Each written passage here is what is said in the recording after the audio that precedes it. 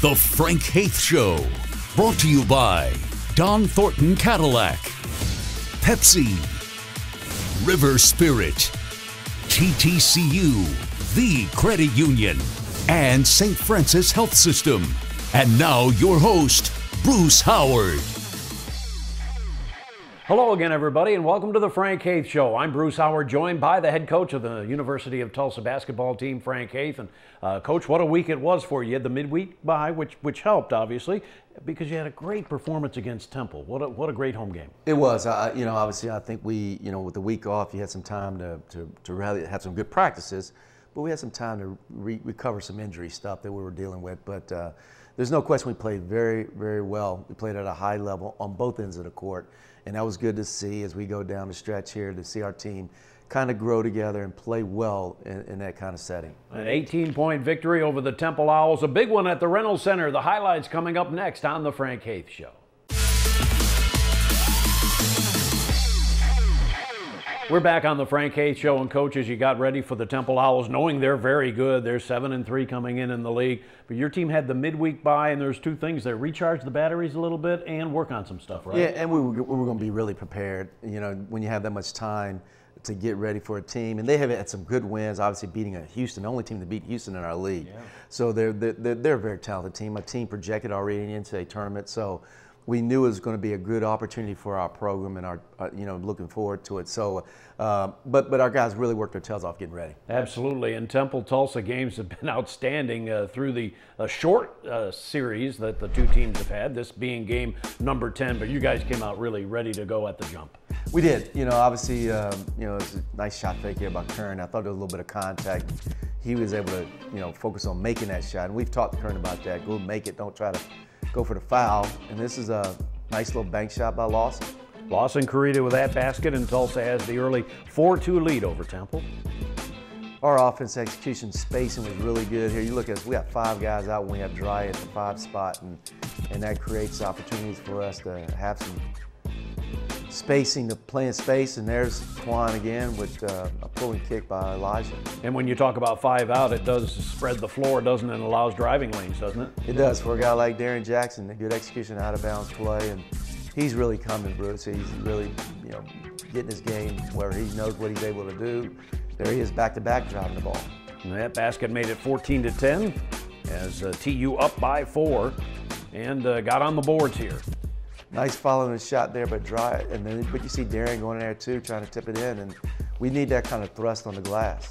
Dry Horn again being very productive for you. The good thing is the guys found him. He has a nice pass out by Martins, and Dry's always ready hands, ready feet, ready to shoot the ball. Curran Scott was a little bit dinged up coming in. Wasn't sure what you were going to get from him, but you got good stuff. We did. He's still, dealing with a foot injury. Didn't practice all week, but obviously he played well. And there's Sterling Taplin hitting one, and his shooting continuing to improve, along with some other things. Yeah, I think Sterling had one of his better games since he's been back, since the beginning of the year, and that's good execution, out of bounds play. We went inside to Martins here quite a bit when they had some substitution foul trouble, and Martins produced 3 baskets in a row. Yeah, I was going to say, you guys recognizing those mismatches after you got one of their big men in foul trouble and just went to town. Yeah, and he, like I said, Martins did a great job finishing. Getting him back on track is important. Get out of the way when this guy goes down the middle of the lane, huh? Well, that was a 4-5 ball screen, which is unusual for people to see sometimes, and they struggle at their execution of it. And when we have both those guys out there together, that's some of the things we can do. Tulsa up by double digits at that point. Now you see the lead is 6 right at the end of the half, and there's a Sterling Tappian layup, if you will. Yeah, I told Sterling later after the game, I said we hadn't seen that layup in a while. And that was high off the glass, good execution. And there you have an 8-point halftime lead. You have to be pretty happy with the way you shot in the first half, obviously. And the rebounding, you're winning the rebounding battle. Yeah, obviously that's the key to the game. And then our defensive numbers are pretty good too, They made some threes, but I thought we did a good job on that end of the court. Yeah, Temple shooting only 38.5%, but they're clearly still in the game. They're only down by 8. You're up by 8, and I just got to keep pushing, right? Yeah, and you knew they were going to make a run, and they came out with a good energy here in the beginning of the second half, but there's Taplin getting a steal and nice run out finish by DeQuan. Daquan Jeffries with yet another dunk, and that gives you your double-digit lead once again, as it's 41-31 at that point. Sterling Taplin again getting to the rim and being productive. Yeah, and nice second jump, tipping that back in. And so Tulsa back up by 9 at that point. Again, penetration and kick. Yeah, just getting in the paint and squeezing the defense and kicking that ball out. Now up by 12. Now they make a little bit of a run here. That dunk by Justin Hamilton made it 46-42. They knock it down to 4. Yeah, nice penetration by them. But this is such a patient play by Martin. Step through and a good finish there over their big kid. Gives you a 7-point lead at that point, and here's Darian Jackson again, unafraid. Just a quick rip drive by Shiz right there and a good finish. Here's a follow shot by Martin's really got up and this, you know, we struggled a little bit getting that ball in bounds, but nice cut by Darren, finding the open area, and then obviously going to finish that thing. Yeah, once he got ahead of the field, he was gone, and the Hurricane back up by 9 points at that point, and then that shot's a big one. Yeah, by tap off the ball screen, off the dribble, and this just kind of broke it open right here. This penetration kick, and Elijah knocked down a 3 in the corner. And now you're up by 15, and this is an area of the game where perhaps in other times you might not be able to close it out. You really put the hammer down. Yeah, we did a nice job. That was a great drive by Darren. And the Hurricane up, as you can see, by 11, and that's a nice play by Sterling. Good finish, you know, just off the bounce, taking what the defense gives you.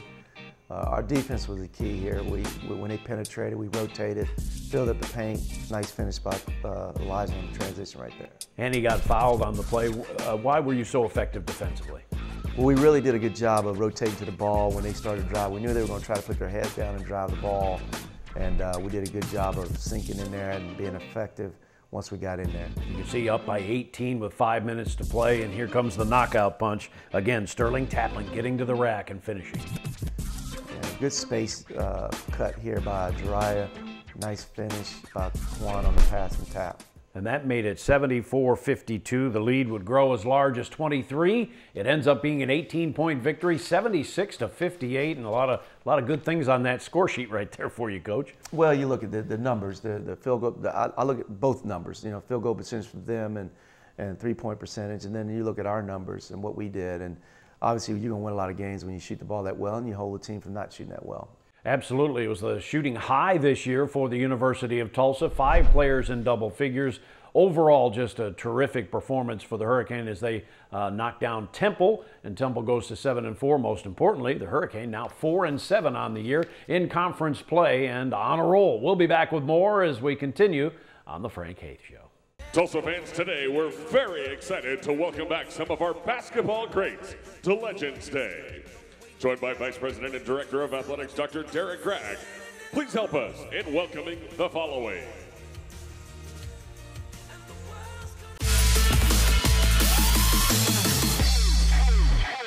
Welcome back to the Frank Haith Show, and what you saw at the end, Coach, was Legends Day, and that last guy was Paul Pressy, and I know he has really meant a lot to you. He has. He and Liz are great friends of Pam and ours, and just a wonderful man. Obviously, I coached both his boys. And our friendship has continued past me coaching him, and it's all because he's just a great guy, and you know, I'm a big fan of Paul Pressy. One of the legends at TU on Saturday in the game against Temple, and now we have a special report. In fact, it's called Paul Pressy in his own words. Nolan in junior college, who I played for 2 years, and we did well there, and of course, he gets the job here in Tulsa. And the latest coach here was also saying, hey, Coach, if you know any girl, you know, players down that way, let me know. And of course, my girlfriend at the time played on the girls team in junior college. And Nolan knew, you know, I was like head over here in love with her. And so he recruited her first. He said, if I get her, he's coming.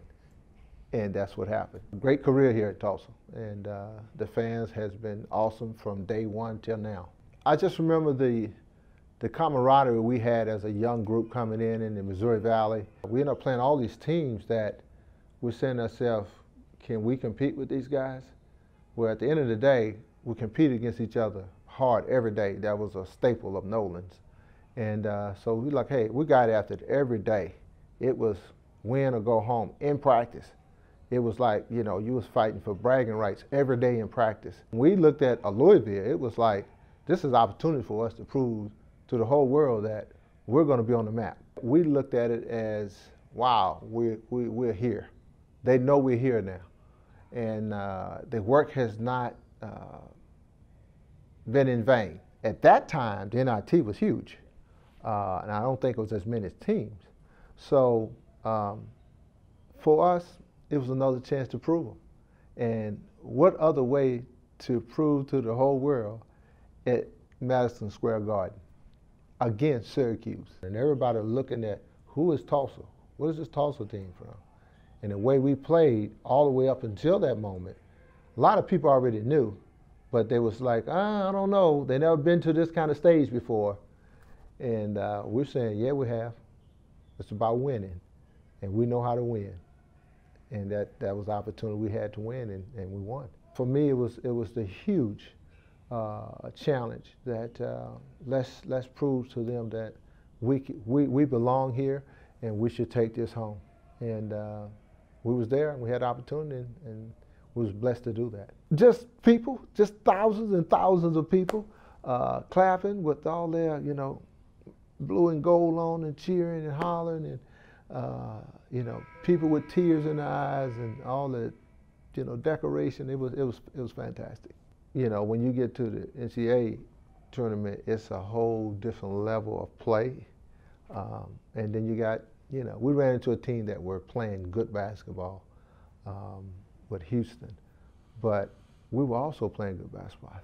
We played the right way. We played right there with them. We didn't get a break here and there, whether it was a open jump shot, a couple of free throws, didn't turn the ball over here and there, whatever it was, we didn't lose it at the end. We lost it in that middle somewhere. Sad thing for me was that whole game was, it was my senior year. And I literally, you know, I cried, you know, it was, I'm not going to be with my guys anymore. I always thought that the 40 minutes of hell was a mindset. You know, it was all mental. And it was to get us ready, not just for basketball, but for life, okay? But he used that 40 minutes of hell to get us ready for the real world of life. It's not going to just be easy. And he did it through basketball. And so our work ethics were, you know, phenomenal. We were, every day we came to work. Every guy competed hard, went at the other guy, and made us really good, because when game time came, it was just like regular practice to us. It's nice to see. It really is. It's nice to see. You know, you just be grateful and thankful that you had an opportunity to be in front of a bunch of people and be very pleasing to their eyes, and they reward you for a legacy that you left here at the university, and I thank them and I appreciate all that. Of course, when my youngest son was playing there at Missouri, and Mike Anderson was the coach there before Frank got there in Missouri. And so when Mike left, Frank came in as a coach. My youngest son had 3 more years, and my oldest son had 1 year left. And Frank had to recruit all over again. He had to recruit my son again. And of course, Frank talked to me probably once and talked to my wife probably 15 times.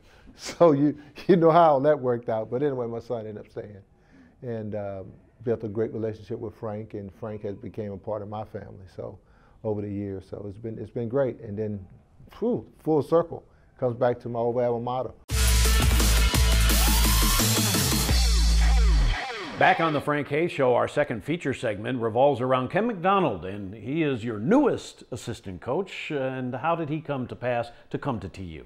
Well, you know, Kenny Mack replaced me at Texas when I was assistant way back when before I got the job in Miami, and he actually bought my house. So, you know, but he's been a good friend. We come from the same tree, and Rick Barnes, and someone I think has a feeling of how we want to do things here at Tulsa. Absolutely, doing a terrific job. And let's meet Ken McDonald, assistant coach at the University of Tulsa. I'm Ken McDonald. I'm a new assistant coach for the University of Tulsa men's basketball program. My history in basketball starts in Rhode Island. I went to Providence College and played for a guy named Rick Barnes in the Big East. And started my coaching career pretty much right after I got done playing. and went on to be an assistant coach for Rick Barnes at the University of Clemson. From that time, I went with a guy named Dennis Felton, who's familiar obviously with Tulsa, as an assistant coach at Western Kentucky for a 5-year stint. We went on to the University of Georgia for a year, and then crossed paths with Frank Haith when I returned on Rick Barnes' staff at the University of Texas. Frank Haith had taken the University of Miami job, and I replaced him at Texas. And then I went from the University of Texas after 4 years to be the head coach at Western Kentucky for 4 years before getting into the professional side of the sport with the San Antonio Spurs as their G League affiliate assistant coach, and then on to be their head coach for 4 years before I was here. After that time, I spent about a half a year working for Jeff Van Gundy and Sean Ford with USA Basketball in the World Qualifying Games that are going on throughout the year. So that was an incredible experience as well. The way I got involved with the Tulsa job this year actually goes back a couple years. Frank Haith obviously has been a friend and somebody I've looked up to and been obviously very impressed with his career over the last 25 years. We've known each other a long time. We've actually talked a little bit about coming to Tulsa the last couple of years. He's had an opening here and there. We've talked and keep in touch all the time, so we've kind of talked about it and touched on it the last several years. As we talked, I learned more and more about Tulsa, and obviously more and more about what Coach's vision was here. And I got excited about it. This last time around, I just got really excited and immersed in the process and understanding where this could go. And it was one of those situations, the timing made sense. Coach offered me the position, and I jumped on board full throttle. One of the reasons I got into coaching is because the people that mentored me meant so much to me. Obviously, my philosophy is to give back to the program and the players and the coaches that I'm working with. I think it's really important to understand that these are student athletes, that they have to develop in so many areas that we have to constantly keep that in mind.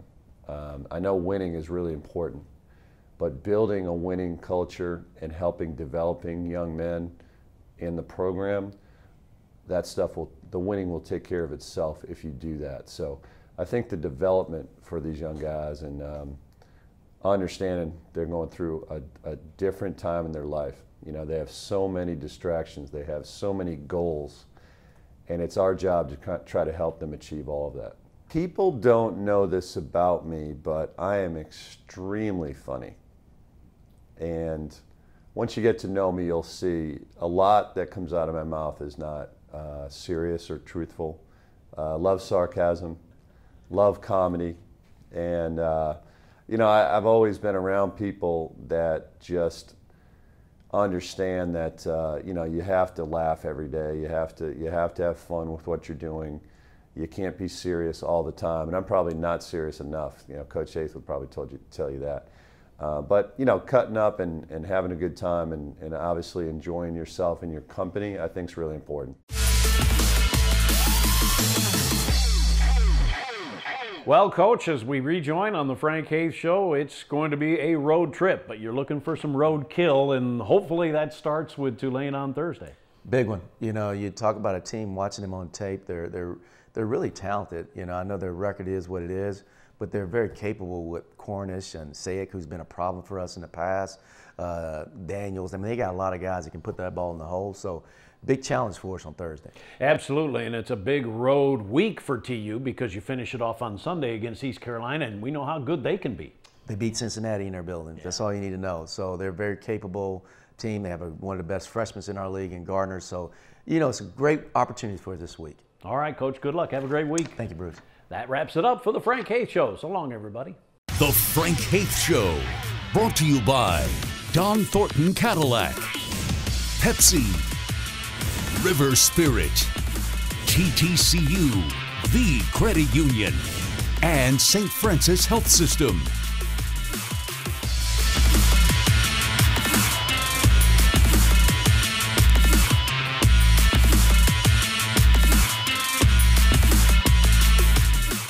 The Frank Haith Show has been a presentation of Golden Hurricane Sports Properties and a Kane Vision production.